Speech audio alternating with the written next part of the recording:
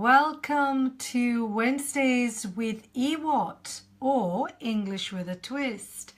Hi everyone, this is Shanti Kumaraswamy Street and I hope you're here with me. It is March the 29th and it is exactly 3 p.m. UK time, which is now British summertime. We've now gone into the summertime, so it's GMT +1. So how are you all doing? I hope you're all well. As you're coming into this class, please give me a heads up and tell me where you're from and what time it is where you are. I can see Sumesh has come in. Hi Sumesh. Now what I'm going to do is I'm looking at my camera on my phone. I'm also going to look at the Facebook page so that I can see all your comments as we start the lesson. So just bear with me whilst I refresh my cache. But let me know where you're all from. Sumesh, where you're from? What time is it where you are? So we have spring has started. Dan, hi, you're from Austin. So what time is that? You're behind the UK. So lovely to see you. So that's Austin, Texas, right? Great. So I'm just now going to scroll down so I can get to see most of your comments. That way because sometimes I miss that, so bear with me if I'm just sort of looking down. Joyce, hi, from Singapore. Yes, I've just come back from Malaysia, so I didn't get a chance to go visit Singapore, but never mind. Angelica, is it Angelica? Angelica, how do I pronounce that, from Lithuania? Sumesh, you're in India, wonderful. Caroline, how am I going? Capobianco. That's an Italian surname. So hi from Brazil. You know, this is what I love about this class. Wednesdays with EWAT. It's where so many of us from all over parts of the world, different time zones, all get together with one common purpose, which is, as we all know, it's to become more confident and effective communicators in English for work. In other words, in business. So I hope you are going to join me here. This is exactly what we're all about here at English with a Twist. I'm here on a mission to get you becoming more confident, relaxed, and effective communicators in business with English. So that's wonderful. So Dan, it's 9:02 in Austin. Wonderful. I see Roberto has joined the class. And there was someone else who I saw. Let me just have a look as I scroll down to the comments to see who else is in the thing. I'm going to have to keep refreshing, I think, my live chat as it comes along, so I can see who's there. So what are we going to be talking about? I've missed you guys. It's been 2 weeks since the last lesson, so we're here now on lesson 19 of English with a Twist. And let me just see where we are at. So good. Yes, I've seen some people from Lithuania. Oh, it's wonderful. So I'll keep going. Hello from hello Algeria. Wonderful. So now, as I say, we're here for Business English. And for any of you who want to follow this class, if you're intermediate and above, so which is B2, B1, strong B1, B2 level, then you're good to go here. And hello from Syria. And I don't quite know how to pronounce your name because it's all in Arabic, so I'll say hello Syria. So before we start with this lesson, I just want to remind you, if you haven't signed up to get your free e-guide on how to become an effective communicator in English for business, then do sign up at the end of this lesson, which is at the top right hand corner of the Facebook page, where you can just sign up. You'll get my e-guide, and you will then also be you will get my free weekly lessons that I deliver directly into your inbox every Friday. And if for those of you who have already subscribed, you will know that I write about all sorts of things to do with business English, how to become better communicators. So what are we looking at today? Hi Anita from Indonesia, hi Dong, Vietnam. So we're going to be looking today at the theme of money. Money, money, money. We all like money, don't we? Some of us have more money than others. Some people say money is the root of all evil. I don't know what you think about that, but money is useful, right? As we say in English, money makes the world go round. As some of you may already know, I have a background in finance. So before becoming a business English coach and trainer, I had a 20-year experience in the finance world. Roberto has just said hello from Malaysia. This is like the United Nations. Absolutely, this is so wonderful. And especially today, the 29th of March, when the UK finally triggered Article 50 of the Treaty of Lisbon to say that we are triggering the treaty to exit the European Union. I think this is a very important day to say that actually there are different nations around the world where we are more united than ever. So today is a sad day for me. I am very upset that we have Brexit and we have finally triggered Article 50, which means in the next 2 years we are going to be negotiating our way out of the European Union. How that goes, I have no idea. But what I like here, of course, Wednesdays with English with a Twist is all about uniting with a international common language, which is English at the moment. But who knows, it could change over the next few years. But there you go. Hi Nurusa from Malaysia. Gosh, I'm getting a lot of Malaysian followers. Wonderful. Dan, yeah, you're like me. You're not a fan of Brexit. But, you know, never mind. We will move on. So the negotiations with Brexit is going to, of course, talk about trade. We're going to be talking money. How do we look at that flow of money? And as I was saying, my background is in finance. And so I had a 20-year career in the finance world through investment banking, life assurance, various things. And one of the things that I did also in the past as a teacher is I have delivered financial English courses to a number of clients. And it's through that where we have looked at how we engage and how we talk about money in English, and also looking at the terms, the financial terms and accounting terms that we use in English. And it was as a result of one of my courses, one of my lessons, that we looked at talking about metaphors that are used in business English, and particularly to do with money, the theme of money. Now, first of all, I wanted to start with the word metaphor. What do you understand by the word metaphor? So I don't know if any of you would like to just, you know, type into the chat box. Tell me what you think a metaphor is. A metaphor we use a lot in literature, but a metaphor is basically an image you create to show what two things have similar qualities.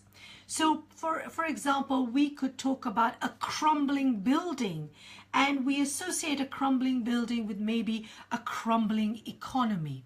So you're using your image, your imagination to create a picture to show similar qualities that something has. So I like to call it's an image we give.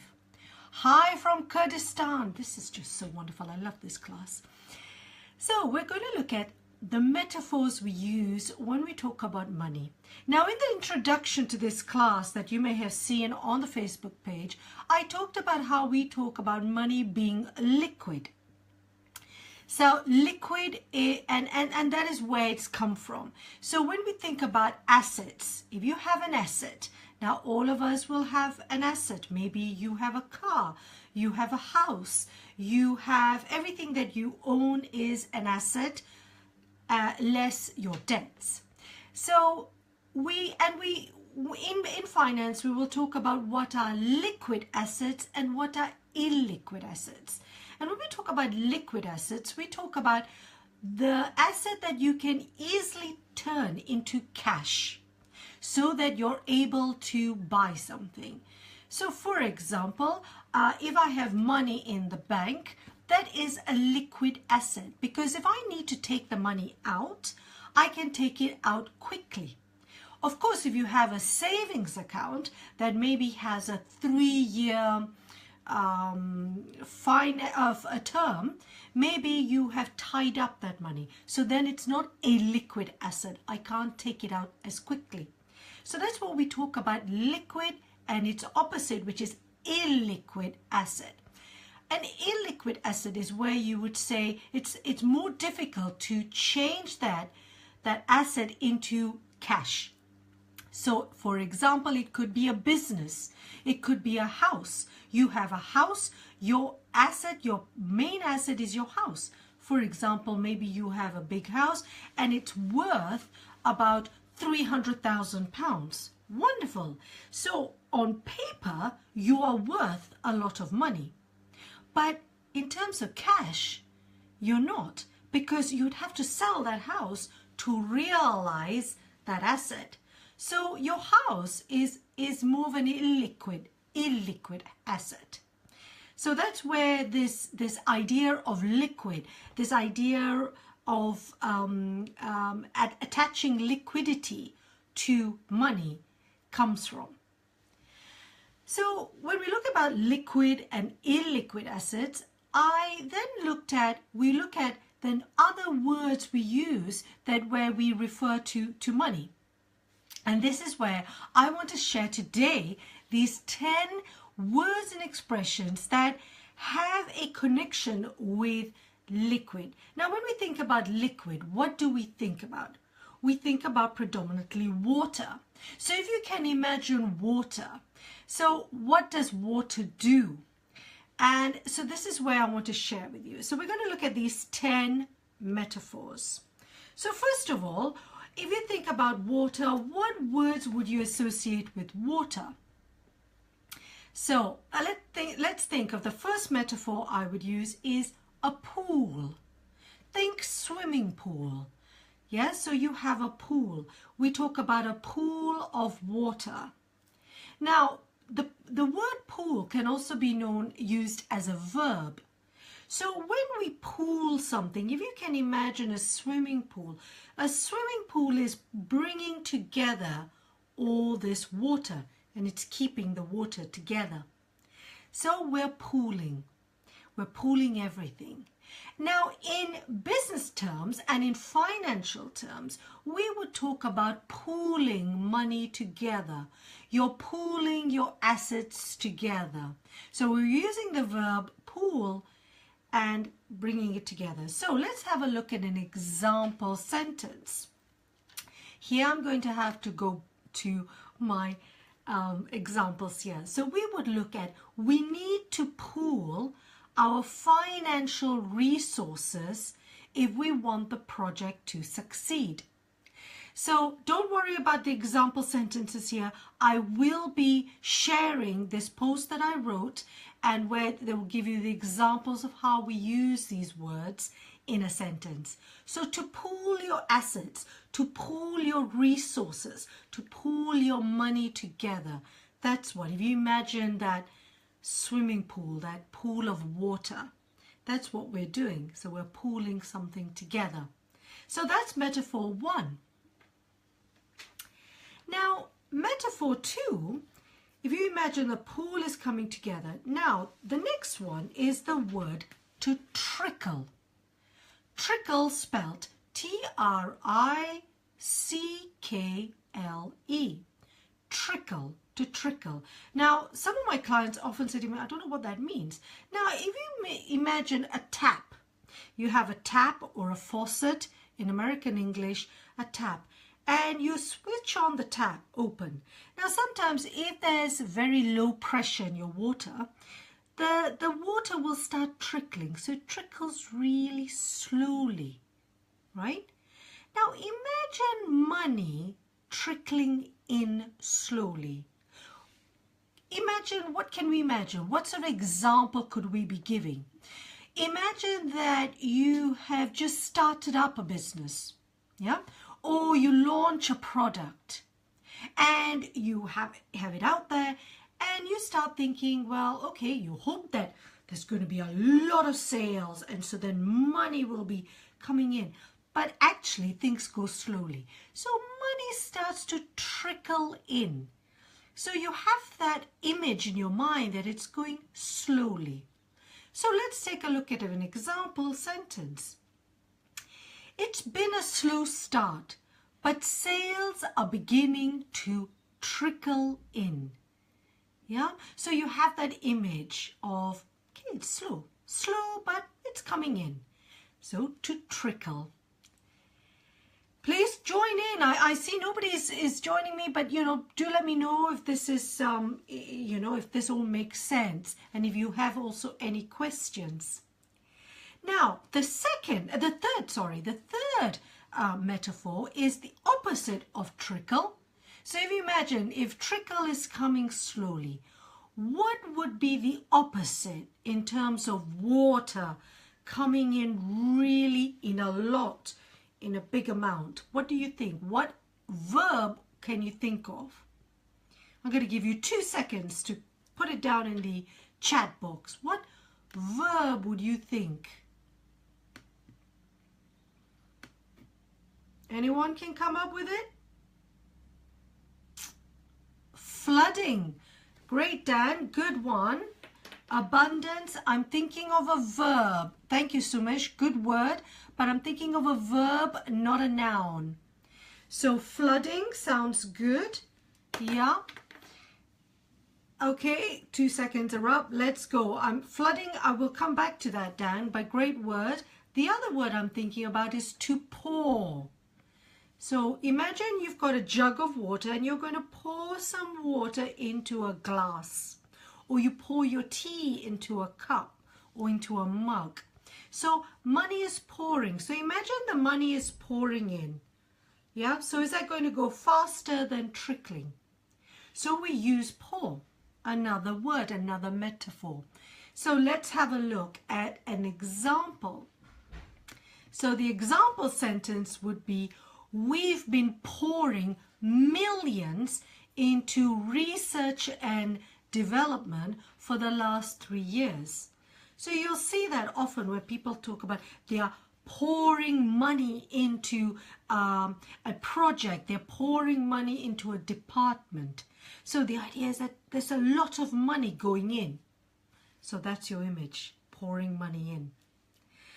Now, the fourth metaphor, which is what Dan brought up, which is the verb to flood. Now, we know what the noun flood is. A flood is an awful lot of water and it can cause a lot of damage in a lot of countries. For example, unfortunately, countries like Bangladesh are very prone to having bad floods. Okay, now let's not look at it from the point of view of negative, but looking at flooding where you've got a lot of water coming in. So imagine finance, imagine money. So if we think about money is flooding into a country, and typically when we think about finance, we will think maybe if a country has increased interest rates or lowered interest rates, or they made a change. So maybe the central bank has made a change and suddenly investors are flooding the market. You can just imagine. So they're flooding the market with their money. Yeah, so a lot of money is coming in and it's just like, wow, just much more than pouring. So let's have a look at another example. Here we would say that ever since the Bank of England lowered interest rates, money has been flooding into the country. So you're thinking of foreign investors because suddenly the currency looks attractive. So people start flooding into the market, buying maybe currency. So they use the word flood. Okay, now we've had flooding, we've had pouring, we've had trickling slowly. and we have had pooling. Now let's look at the opposite side. What if money is going out of an economy? Money is going out of a business.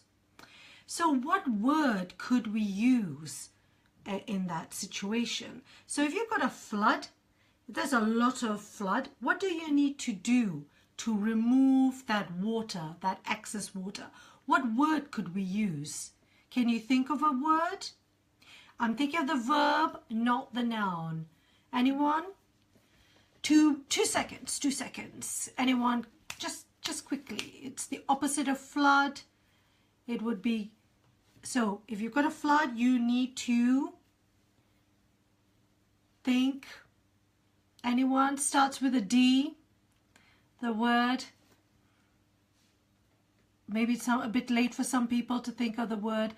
Okay, the dam is not a verb, Dan. Dam is the noun, so I need the word. Fantastic, Monsi. Drain. Wonderful, excellent. Yes, good job. To drain. If you've got a flood, you need to drain the water out. Yeah. So then you need to drain the water. So now drain is the verb. Now we can also, of course, use it as a noun. So let me give you an example here where I've used the word to drain as a noun. Here we go. So the problem is that our Portuguese subsidiary has become a real drain on our resources.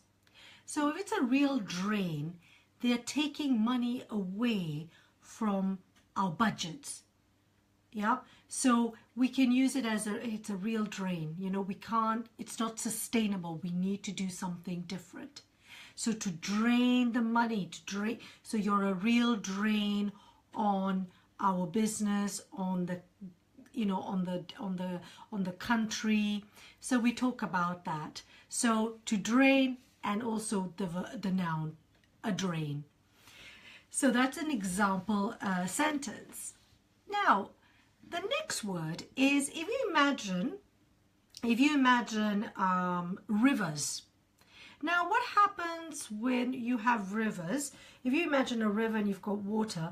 Now, if we want to direct water, we can send them into different ways. So one of the words that we would use is we can channel water into different directions. Similarly, we can do that with money. So we can channel our resources around different places. So if you think of a river, you're channeling the flow of the river going in one direction. Similar with money. We can channel the money into different areas we want. So let's have a look at an example. The government needs to channel more money into health and education.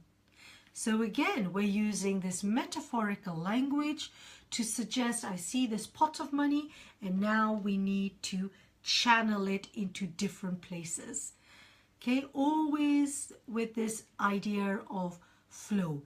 That's where the word cash flow, the two words cash flow goes. Money is flowing. Money is flowing into the system. So there we go. We need to channel money into different departments. Now I think we've come to metaphor 7, I think. Now this one is actually an expression we use that is almost as a fixed expression. It's what we would call, it's the ebb and flow. Ebb and flow. Now ebb and flow comes from the sea and the waves. If you imagine the waves of the sea, what do they do? When you're walking along a beach, what happens to the waves? The waves flow in and they ebb away. So it's the ebb and flow. It's the movement of the waves. Yeah, can you imagine this? So if you imagine also money comes and ebbs away. So it flows in and it ebbs away. So we use this expression, the ebb and flow. So it's imagining this movement that you can see coming in and out. And similarly, we use that as an image of how money moves in a system, in an economic system, in a financial system, in a business. So let's look at an example sentence. There is a constant ebb and flow of cash in the financial system. So if you imagine the banking system, you imagine then yes, money comes and goes, and we need that. We need cash flow to go there. So the ebb and flow, Monsi has just asked me if I could spell it. It's E-double-B and flow, F-L-O-W. Don't worry, if you need, I will have a copy of these expressions and examples of how we put them into a sentence for you after this lesson. So don't worry if you've missed anything, but it's that ebb and flow. So that's one, and I like that because it is what happens to money. Yeah, maybe there's more ebb than flow, but who knows. So then we come to number 8. So metaphor number 8. Here we are. Now this is an interesting word because it's quite an old English word, and it is awash. A-W-A-S-H. And we use it as an adverb. So for example, when we talk about something that is awash, we mean that it's full. So let's see. Let's have an example sentence. We need to be careful. The financial markets are awash with laundered money. Ha! So awash, it's full. I'm awash with money. So often we see, so awash, again, you have that image of washing. What do we wash with? We wash with liquid. We wash with soap and water. So when we say awash, it's full. I'm awash with money. It's wonderful. I am just full of money. If only. Yeah? So that's a nice word, and I love that word. It's quite old English. We see it a lot in literature, but we can use it. And you'll see that every now and again in business articles. And so, you know, so if we're awash with money, you're full of money. It's wonderful. Wonderful feeling. Okay, now number 9. I hope everyone's following me. Please give me a thumbs up if it's okay. Am I going too fast? Should I slow down? But you know, just let me know.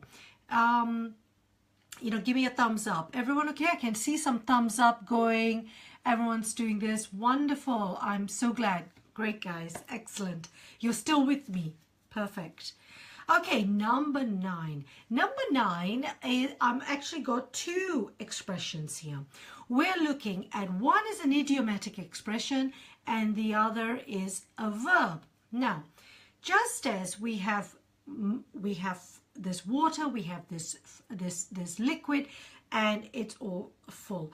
Now, if you imagine that if you know, water can also sink into the ground, can't it?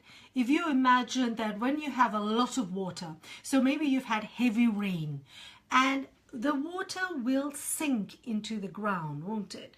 So it goes in and then it goes into the earth. So similarly, we can sink a lot of money into something. Now, that idea is what? Negative, positive? Who knows? It depends on the context. But you can sink a lot of money. What happens when you sink water into something? You have this feeling that that's it. It just sits there. It's not doing very much. And so sometimes in business, we talk about money that is, you sink a lot of money into it, and then you think, has that helped? Has that, you know, is it good? Is it doing any good? Maybe we put too much money into this. It's still not, you know, working. It's not efficient. So sometimes we hear about people, oh, we've sunk so much money into this. And there's this sinking where something sinks. And if you imagine like a boat or a ship that sinks to the bottom of the ocean, and it stops, and that's it. It doesn't move anywhere. So you've got this feeling of no improvement, no progress that is being made. So often you'll see this word to sink in a quite negative sense. Let's look at an example. We have sunk a huge amount of money into this project without success. So you know what? We've sunk a lot of money into this business, into this company, and nothing has worked. So it's just this, that's it. Nothing has moved. Nothing has progressed. So what is the solution? You can keep putting money in. You can keep pouring money into it. Or, this is my idiomatic expression, you can pull the plug on it. So here's your idiomatic expression, to pull the plug on something. I might do another business idiom video on that one. To pull the plug, imagine you've got a sink. Now the sink, you imagine your sink in your bathroom sink. So that's your noun. You fill the sink up and it just stays there, right? Nothing moves because you've got the water, you've put the plug in there. So the water is stagnant, it's not moving. And you think, okay, it's not moving, it's not flowing, it's not doing anything. So what do we have to do? We need to pull the plug out to allow the water to go. Yeah? Now, idiomatically, when we say we need to pull the plug out of something, it means that we need to stop it. We need to just, you know what, just finish it, end it. So we need to pull the plug on it. Pull the plug on the project, pull a plug on a business negotiation, on a business deal, because it's not going anywhere. So we have this, again, water, because you're thinking money, you're thinking time, all this effort, all this investment that is not going anywhere because it's just sunk to the bottom of the ocean. End of. So there you have it. So this is two expressions, to sink and to pull the plug out. Finally, your number 10 metaphor. Now, imagine you are on the beach, or you're by the swimming pool. Yeah, and you don't really want to go into the pool and swim. No, you don't want to go into the pool. What you'd like to do is to just dip your toes into the water. Maybe it's too cold. Maybe you're thinking, oh no, I'm a bit too cold. And so I'm just going to dip my feet or my toes into the water. That's good enough. Thank you. I'm just going to dip. Okay. So what's this? You dip in and dip out, right? That's enough. So it gives you that little idea. Now, let's take it and use it into the financial world. How would we do this to do with money? Okay, so imagine you have a pot of money and you have got two pots, and you have a savings pot and you have the cash flow pot, and you're running your business and everything is going well. And you think, okay, so if the cash flow pot runs out of money, then what we could do is we could dip in to the savings pot. So I'm just going to dip in, take a little bit and come out. I'm not going to go there and take the whole amount. I'm just going to dip in to the savings. So this expression we use, dip in, comes from this idea that you're dipping your toes in, you're dipping your feet into the water, just a little bit and then come out. So I'm going to dip in to my savings, just take some money out, and then hopefully you can replenish later on. So that, again, giving you all these, wonderful images of water flowing, stopping, and things. Now, Dan has just asked me, what about wading? Wading into water. I've never seen that. That's a very good question, Dan. I've never seen that in terms of financial, to do with money.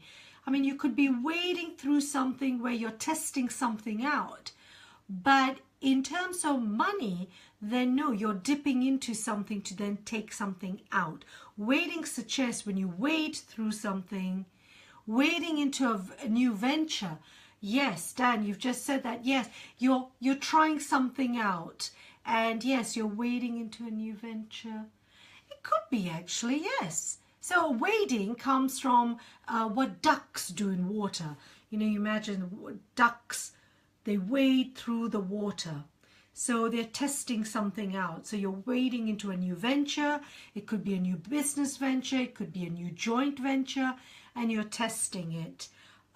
Testing it out. I don't know whether, could that be to do with money? You're testing something out. Yes, you put your investment in and then you can pull out. Could be. Yes, good idea. It could be that. Yeah, great. Thank you for adding that word for us. So there you have it, everyone. So let's recap. Let's summarize those 10 metaphors, 10 and a bit metaphors. First of all, we had pooling. Yeah, so you're pooling your assets, you're pooling your resources. If it's slow, then money is trickling in. It's going in slowly. Or it could be that you're very optimistic and you're pouring millions into a project, into a department, into research, because you're very optimistic about something. Then even more, it could be that you're flooding, your money is flooding into a market, money is flooding into a currency because of some change that has happened. So money is flooding in. Wow, there's no stopping them. Then you could have where you have got money and you need to channel that money into different areas. Yeah, so you've got this pot of money and now you've got to channel it into the different areas. Now, you know, a department or a part of business could be a real drain on your resources. So it could be draining your resources. And so that could be a bad thing. So it's a drain or it's draining your resources. And then we have this lovely expression of the ebb and flow of money. So money ebbs and flows. So it flows in and it ebbs out. So the ebb and flow of cash in the financial system is what we need to get money flowing into the financial system.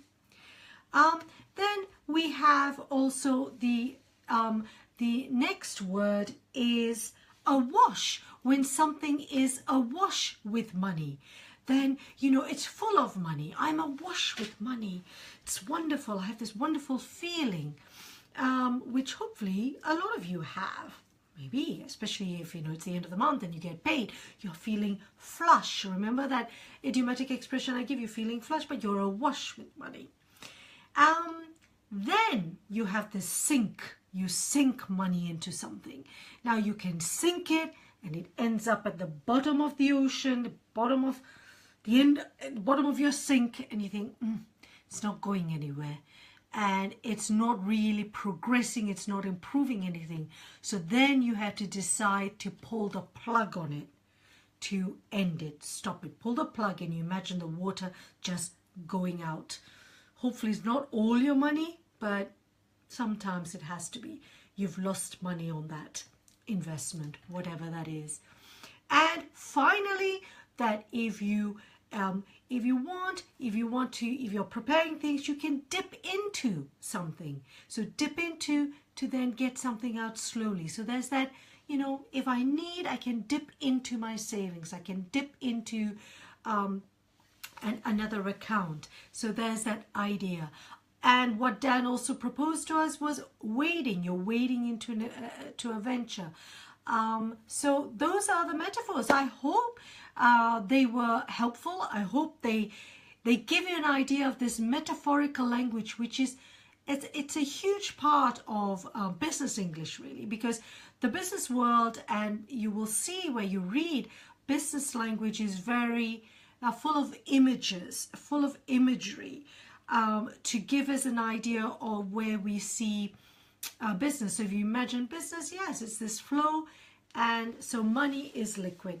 And there are other metaphorical language we can look at, which we could explore, that I'd be happy to do so if you want, where we use a lot of these metaphors. What I'd like you to do, encourage you to do, is the next time you read a business article to do with finances, to do with money, take a look and see what metaphorical language they use. What verbs do they use that are similar to do with water, to do with liquid? Highlight it and see how it's used. And then try and see whether you can use it next time in your language. Maybe you have this in your own language. Do you have metaphorical language you use for money? What is it? What tends to be the common theme, like ours with money and liquid? So liquid assets, illiquid assets. I'd love to know what you think. So let me know. And as I say, don't forget, if you would like, and this lesson will be posted.